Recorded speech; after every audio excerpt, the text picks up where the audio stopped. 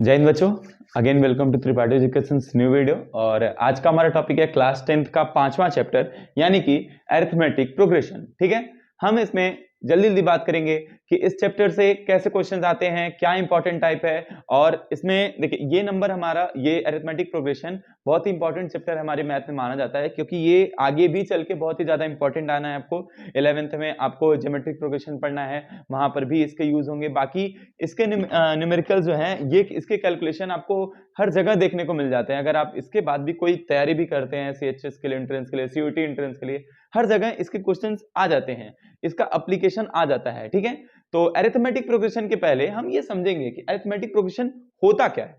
Progression मतलब बेटा कोई एक सीरीज की बारे में बात कर रहा है। ठीक है, एक ऐसा सीक्वेंस के बारे में बात कर रहा है, एक ऐसे सीरीज के बारे में बात कर रहा है जिसके बीच में कुछ कॉमन रिलेशन हो। ठीक है, उसको प्रोग्रेशन कहेंगे। लेकिन यहां बात आ रही है कि अरिथमेटिक प्रोग्रेशन। अरिथमेटिक प्रोग्रेशन जैसे मान लेते हैं कोई टर्म दिया हुआ है a1 a2 a3 a4 dash dash dash. ये हमारे जो टर्म्स हैं कुछ ये ऐसे अरेंज किए गए हो कि इनके बीच का जो कॉमन डिफरेंस है, मतलब इनके बीच का जो कॉमन डिफरेंस है बेटा d, ये सबका क्या है, इक्वल। यानी बेटा अगर a1 a2 a3 a4 a5 series में तब कहे जाएंगे, अरिथमेटिक प्रोग्रेशन में तब कहे जाएंगे जब a2 माइनस a1 बराबर में हो a3 माइनस a2, और ये किसके बराबर है, कॉमन डिफरेंस के। ठीक है, तो एक ऐसा सीक्वेंस, एक ऐसा सीरीज जिसमें सारे टर्म्स एक फिक्स्ड गैप के बाद आते हो, उसको हम क्या कहते हैं, अरिथमेटिक प्रोग्रेशन। ठीक है, इसके फर्स्ट टर्म को बेटा डिनोट करते हैं ए से। ए से किसको डिनोट करते हैं, फर्स्ट टर्म को। ठीक है, ये डी जो है इसको कहते हैं हम इसका कॉमन डिफरेंस। क्या कहते हैं, कॉमन डिफरेंस। और उसके बाद यहां पे n क्या होता है बेटा, नंबर ऑफ टर्म। कुछ कुछ ये जो टर्मिनोलॉजी है इसको हम समझ लेते हैं। n बराबर होता है नंबर ऑफ टर्म, वहीं पे उसके बाद tn या फिर an ये होता है nth टर्म। मतलब हम जिस टर्म की बात करेंगे उसको ऐसे डिनोट करते हैं, t1 यानी फर्स्ट टर्म, t3 यानी थर्ड टर्म, या a3 दिया हुआ है तो तीसरे टर्म की बात कर रहे हैं। ठीक है, और एक लास्ट आता है एस एन बराबर होता है बेटा n/2 2a plus n minus 1d। ठीक है, एक ऐसा क्वेश्चन। तो सॉरी, ऐसे ये चार हमारे टर्मिनोलॉजी हैं, इनको हम अच्छे से जानेंगे। ठीक है, अच्छा अब इसको तो हम अच्छे से जान लेते हैं, लेकिन अब इसके यूज कहां होंगे, इससे कैसे क्वेश्चन आ सकते हैं बोर्ड में, इनके बारे में पढ़ते हैं। ये आप लोग पढ़े होंगे, इसलिए हम वन शॉट है तो इसलिए थोड़ा जल्दी बताएंगे इनको कि इसके एप्लीकेशंस कहां पे होते हैं, कैसे क्वेश्चंस आ सकते हैं एग्जाम में। ठीक है, तो चलिए देखिए, सबसे पहले तो आएगा कि आपको कोई एक जनरल टर्म दे दिया, बोला कि भाई ये इससे हम an को डिनोट करते हैं, और बताए पूछेगा कि बताइए वो AP में है कि नहीं है। जैसे हम मान लें an बराबर दे दिए n स्क्वायर प्लस 2, ऐसा दिया हुआ है, बताइए कि क्या ये AP में होगा या नहीं होगा। ठीक है, एक क्वेश्चन ये है, और वहीं पे दूसरा क्वेश्चन है an बराबर दिया है 3n प्लस 5। दोनों को बताना बेटा कि ये एपी में है कि नहीं है। तो चलिए ऐसे क्वेश्चंस को हम करते हैं। जैसे एक क्वेश्चन मतलब इसमें दिया हुआ है कि अगर यहां पे हमें तब क्या निकालना पड़ेगा बेटा, a1 मतलब n की वैल्यू 1 पे कितना होगा, n की जगह 1 रख देंगे, 1 का स्क्वायर प्लस 2 यानी कितना आया 3। यहां पे a1 कितना आएगा, 3 इंटू 1 प्लस 5 यानी कितना बेटा 8। बहुत सही। a2 की वैल्यू पता करनी हो तो 2 का स्क्वायर प्लस 2, 2 का स्क्वायर कितना होता है 4, 4 और 2 6। सही है। a2 की वैल्यू पता करनी हो तो 3 इंटू 2 प्लस 5, 3 इंटू 2 कितना होता है बेटा 6, 6 और 5 11। सही है, बोलो जी। ठीक है, बिल्कुल। उसके बाद a3 की बात कर लेते हैं, 3 का स्क्वायर प्लस 2, 3 का स्क्वायर कितना 9, 9 और 2 11। ठीक है, अच्छा यहां पे a3 की बात कर लेते हैं तो कितना आएगा 3 इंटू 3 प्लस 5, 3 इंटू 3 कितना होता है बेटा 9, 9 प्लस 5 14। बस हमें अगर कोई बताना है कि वो सीक्वेंस हमारा अरिथमेटिक प्रोग्रेशन में है या नहीं है, एपी में है या नहीं है, तो हमको केवल उसके शुरुआत के 3 टर्म निकालने हैं। 3 टर्म निकालने के बाद हमें क्या करना है, हमें चेक करना है कि क्या a3 माइनस a2 जो है वो a2 माइनस a1 के बराबर आ रहा है या नहीं आ रहा है। मतलब यहां भी वही चीजें करनी है, a3 minus a2 is equal to a2 minus a1। a3 यहां पे कितना है बेटा 11, 11 माइनस 6 और इधर पे कितना 6 माइनस 3, 11 में से 3 जाता है बचता है 5, 6 में से 3 जाता है बचता है 3, ये दोनों इक्वल नहीं है, इसका मतलब ये हमारा एपी का इक्वेशन नहीं होगा। लेकिन वहीं पे अगर इसकी बात कर लेते हैं तो 14 माइनस 11 बराबर में 11 माइनस 8, तो ये कितना आता है 3 बराबर 3, इसका मतलब ये हमारा एपी में होगा। तो पहला क्वेश्चन आपका 1 नंबर 2 नंबर में ऐसे पूछ सकता है कि कोई एक जनरल टर्म दे देगा और आपसे पूछेगा कि बताइए भाई कि जो ये दिया हुआ है ये आपको एपी में है या फिर नहीं है। ठीक है, तो जरा इसको देख लीजिए। अब इसके बाद हम बढ़ेंगे थोड़ा सा अच्छे क्वेश्चंस पे। ठीक, चलिए ठीक है, अब आगे बढ़ते हैं। अब बेटा एक ये तो एपी के बात हो गया। अब हम आपसे पूछते हैं कि बताइए दूसरा क्वेश्चन कैसे आ सकता है कि find the total number of terms, हमें वो टोटल नंबर ऑफ टर्म्स बताने हैं विच इज डिवाइडेड बाई 7 या विच इज डिवाइडेड बाई 3 मान लेते हैं। ठीक है, which is divided by 3 and lies between 1 to 100 या सॉरी 100 to 200। ठीक है, 100 से लेके 200 के बीच के जितने भी टर्म होंगे वो हमें बताने हैं कि ऐसे कौन से टर्म होंगे जो 3 से पूरी तरीके से डिविजिबल होंगे। ध्यान दीजिएगा, अगर यहां पे जिस भी नंबर का मल्टीपल बोलेगा बेटा, इसका मतलब वो क्वेश्चन में आपको किसकी वैल्यू दे दिया है 3 की, क्योंकि जैसे पहला नंबर है 3, दूसरा है 6, 3 और 6 के बीच में डिफरेंस कितना 3 का, 6 के बाद क्या आता है 9, 9 और 6 के बीच में डिफरेंस कितने का 3 का। तो मतलब जो आपको बोलेगा जितने का मल्टीपल, इसका मतलब उसने आपको क्या दिया बेटा डी की वैल्यू। ठीक, चलिए तो मतलब डी की वैल्यू 3 दी है। अब हमें निकालना क्या है पहला टर्म, बोला कहां से सर 100 में से 200 के बीच के टर्म को निकालना है, टोटल नंबर ऑफ टर्म। तो टोटल नंबर ऑफ टर्म के लिए क्या करना है, सबसे पहले चेक करेंगे कि पहला टर्म कौन सा होगा। क्या 100 डिविजिबल होता है, नहीं, कौन डिविजिबल होता है 102, चेक कर लेंगे ना 102।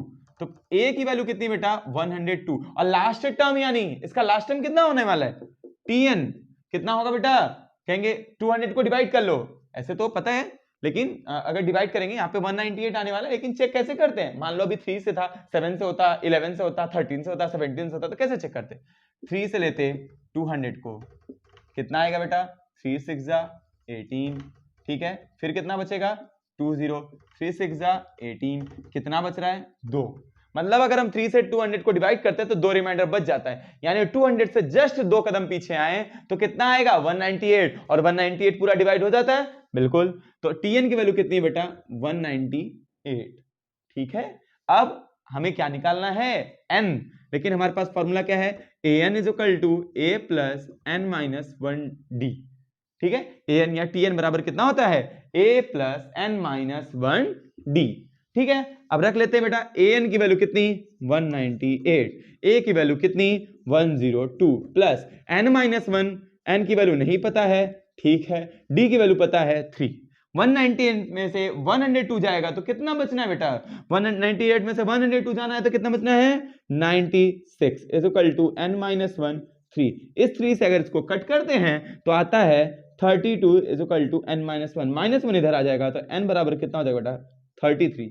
लेकिन अगर ये क्वेश्चन 1 नंबर में आता है तो आपको ऐसे नहीं करना है, आपको an पता चल गया, सीधे सीधे एक फॉर्मूला आप यूज करेगा कि an इज इक्वल टू होता है an माइनस a अपॉन में d प्लस 1, 1 नंबर में तुरंत हो जाएगा। an की वैल्यू कितनी थी बेटा 198 माइनस 102 और अपॉन में कितना 3 प्लस 1, ये आ जाना हमारा 96 बाई 3 प्लस 1 यानी 32 प्लस 1 इज इक्वल टू 33।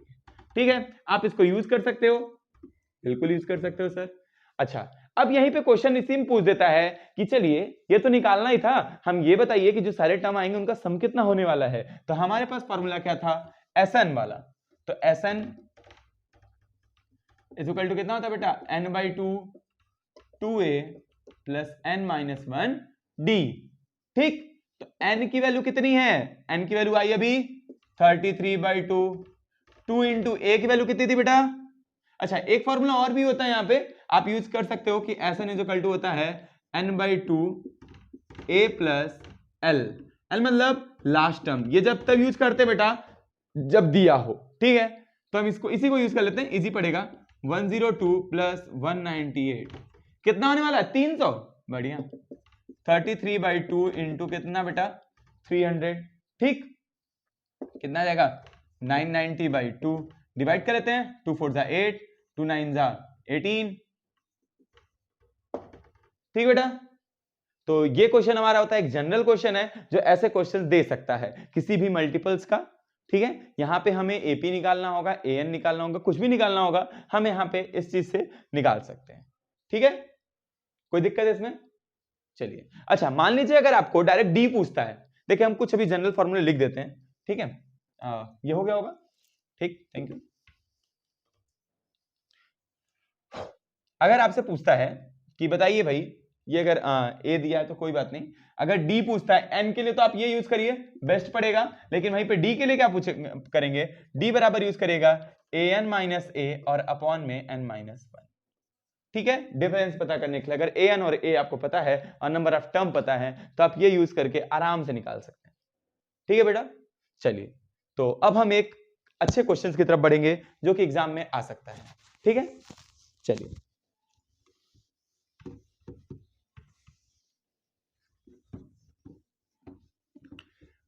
ये एग्जाम में पूछा हुआ क्वेश्चन है कि मान लीजिए कि दो टर्म है, मतलब एक mth टर्म है और एक nth टर्म है। क्या टर्म है? एक mth टर्म है और एक nth टर्म है। क्वेश्चन में दिया हुआ है कि सम ऑफ nth टर्म, मतलब sm रेशियो में sn बराबर दिया हुआ है m square by n square. क्या दिया है? sm upon sn is equal to m square ratio n square, ये रेशियो दिया है। क्वेश्चन में कह रहा है कि the ratio of mth term, sum of mth term to sum of nth term is given that m square ratio n square. आपको पता क्या करना बेटा? आपको पता करना है कि उनके टर्म का जो रेशियो होगा वो होगा 2m minus one ratio 2n minus one. ठीक है बेटा, ठीक, चलिए ऐसे क्वेश्चंस आ सकते हैं 3 नंबर 4 नंबर में, तो ये क्वेश्चंस इंपॉर्टेंट हैं तो थोड़ा ध्यान दीजिएगा। एक आध क्वेश्चन ऐसे जरूर पूछ दिए जाते हैं, जैसे बोल देगा कि pth टर्म q है, qth टर्म p है, तो p प्लस qth टर्म कितना होगा। अगर आपको कोई भी किसी भी एपी में क्या किसी भी चैप्टर्स के लिए कोई भी क्वेश्चंस की दिक्कत होती है तो आप हमें बता सकते हैं, हम प्रॉपर्ली उस क्वेश्चंस के लिए वीडियो बना सकते हैं, शॉर्ट में हम बना सकते हैं। ठीक है, चलिए तो जैसे देखिए ये क्वेश्चन है TM ratio tn is equal to 2m minus 2m ratio 2n minus 1। सबसे पहले हमारे दिमाग में आता है कि हमें टीएम और टीएन को लाना है। ठीक, हम चेक कर लेते हैं कि जो दिया है उससे हमें बेनिफिट क्या मिल रहा है। चलिए स्टार्ट करते हैं सॉल्यूशन को। एसएम रेशियो एसएन मतलब बेटा m by two 2a plus n की वैल्यू कितनी है बेटा? m, तो m minus one d is equal to m square upon में n स्क्वायर, और यहां पे कितना होने वाला है n by two 2a plus n minus one d. ठीक बेटा, अच्छा अब यहां से ध्यान दीजिए, यहां 2 से 2 डिवाइड हो जाना है, m से ये स्क्वायर खत्म, n से ये स्क्वायर खत्म, यानी मिला कितना बेटा 2a plus m minus one d और अपॉन में 2a plus n minus one d is equal to m by n। करना क्या है आपको? क्रॉस मल्टीप्लाई करना है। यहां पे इसका क्या करना है बेटा? क्रॉस मल्टीप्लाई, और क्रॉस मल्टीप्लाई करके करना क्या है? आपको d की वैल्यू निकालनी है। ठीक है, चलिए यहां पे चेक करते हैं कि कैसे निकलेगा ये। बन गया, देखिए 2a plus m minus one d और मल्टीप्लाई में कितना बेटा n, और यहां पे कितना हो जाएगा 2a plus n minus one d और मल्टीप्लाई में कितना m। ठीक है, चलिए देखते हैं यहां पे आगे क्या होना है। यहां पे 2a इंटू n क्या हो जाएगा? मल्टीप्लाई, तो 2an plus m minus one dn, और इधर कितना हो जाएगा बेटा 2am plus n minus one dm। ठीक है, इधर करते हैं, यहां से देखा जाए अगर इस वाले चीज को इधर ले लें, ठीक है, तो 2a कॉमन हो जाएगा और क्या बचेगा n minus m।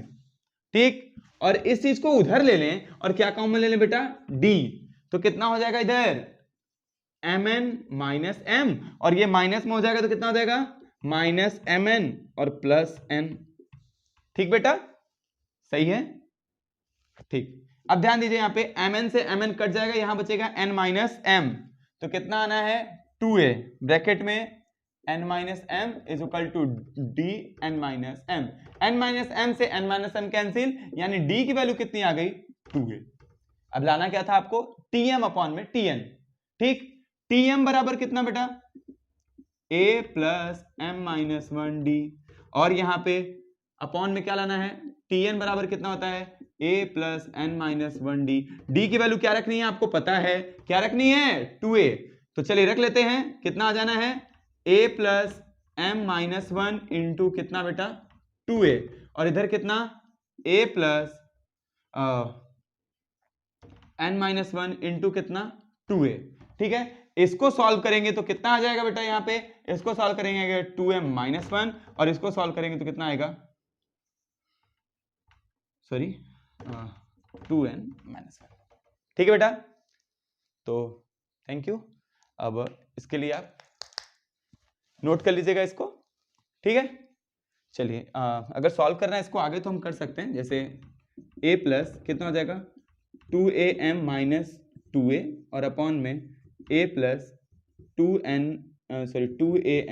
Minus 2a।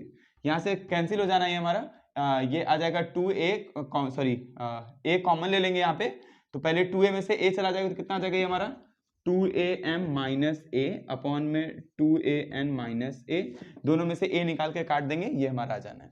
ठीक है, तो ये क्वेश्चंस आ सकता है आपके बोर्ड के एग्जाम में, मतलब ऐसे क्वेश्चंस आ सकते हैं जहां पे m और n को कुछ अलग वैल्यू दे देगा। दूसरा हमने ये जाना कि किसी भी टर्म को बताएगा कि ये सीक्वेंस में है या नहीं है, एपी में है कि नहीं है। और थर्ड वन आपको बताएंगे कि भाई अगर कोई नंबर दिया हुआ है किसी के मल्टीपल में पूछ देगा 1000 से लेके 2000 तक या किसी में भी। ठीक है, तो ऐसे क्वेश्चंस आ सकते हैं, याद रखिएगा। जब भी कोई भी ऐसे क्वेश्चंस आएंगे आराम से हम अपने स्टेप बाय स्टेप करेंगे, अगर हमारी कोई भी गलती नहीं होती है तो मैथ आपको फुल मार्क्स देगा। ठीक है, थैंक यू, मिलते हैं नेक्स्ट वीडियो में।